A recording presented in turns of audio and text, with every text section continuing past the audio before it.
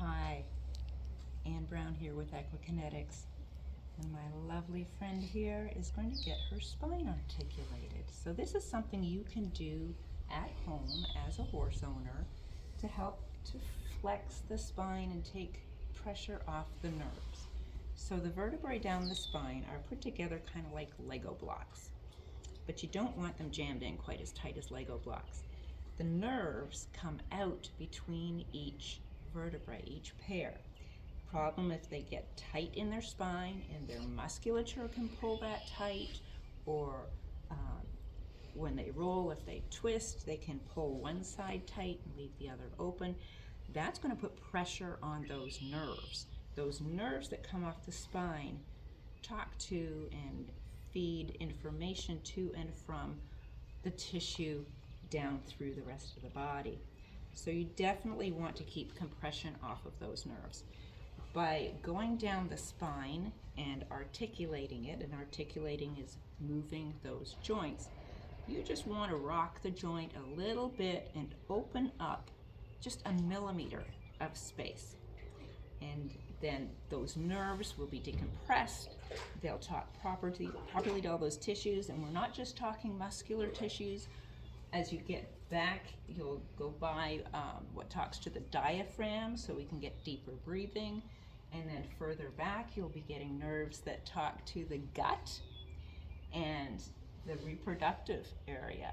So all of this is very important. You want to keep a little cavitation or a little opening between those vertebrae so there's no compression on those nerves. So easy to do. So we're going to work on this young lady. She's already had most of her body work done today. You can see she is loving it. And the last thing to do for her today is articulating this spine. So what I'm going to do is put one arm over her back and just rest it on the other side of the spine. I'm going to get up close to her. She'll feel me here. And I'm going to use this. Is she lifting up that hind leg? She's resting her right hind on the toe. Okay, so she shifted. Lovely. I'm going to put my body right against her. And if you've got a really tall horse, it's no big deal.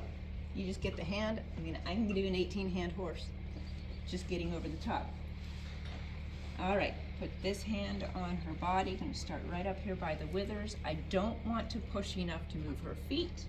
My point is not to articulate her legs here, just her spine. So I'm going to start really gentle. My body and my left hand are pushing her that way, just rocking her. And my right hand brings her back. So you can see it's not just my left hand pushing into her. My whole body shifts just a little bit. If she feels she has to move her feet, she's either a little bit restricted and kind of fighting the release, or I'm pushing too hard. Yeah, key horsemanship here. Watch your feet. To do it properly, you almost have to have your foot up there in the danger zone. Now I'm still rocking up at the wither because I'm still getting a little response. And it's just a tiny rock. You're probably hardly seeing anything. But I go back, I just work my way slowly back, thinking I want to rock those vertebrae. Just give them a wiggle. A couple horsemanship things to think about here whenever Anne was doing that spinal articulation is, again, I said this in the last video, but I'm going to keep repeating these things. This hand feeds the rope so I can make adjustments. When the horse is quiet, I want to be quiet. Here the horse's head might be going a little too low, so I might ask her to come up and then leave her alone a little bit. This hand should never be unavailable. It should always be ready to go, or it can be gently holding the rope. I would do this motion to pick up the head, this motion to step her back, this motion to step her forward, this motion to bring her front end away, and this motion to bring her hind end away if needed. And that didn't work the best. Let's try that again. I would step this way a hair and stop that shoulder if needed. See there, she started shifting her weight to the outside. Again, don't stand right here where you can get your front legs clipped. Off to the side a little bit and block her if you need to. As I go back. So she's not had this done. This is new for her. So she's not sure. It's kind of a strange feeling. That a good girl. Yeah. Be aware as you get into the flank. It may be a little sensitive, especially if your horse has been sore in the lumbar. This is going to be great for them, just like that hammocking that we've done in the past. She's not sure what to think of this, so she's doing a little moving around. That's okay. I'm just going to stay with her, let her settle, and then go back. Some horses like a faster rocking, some like a slower rocking. They'll tell you what they want. When she stops fussing, I'm in a rhythm that she likes. But try to get in a rhythm and rock back and forth.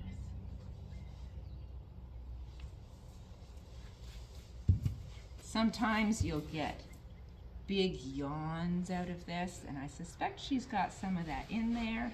There's a lot of pre-moving right now. Yeah, this is an individual who's going to resist before she relaxes. A lot of them do that. It's a different movement. It makes them feel a little vulnerable.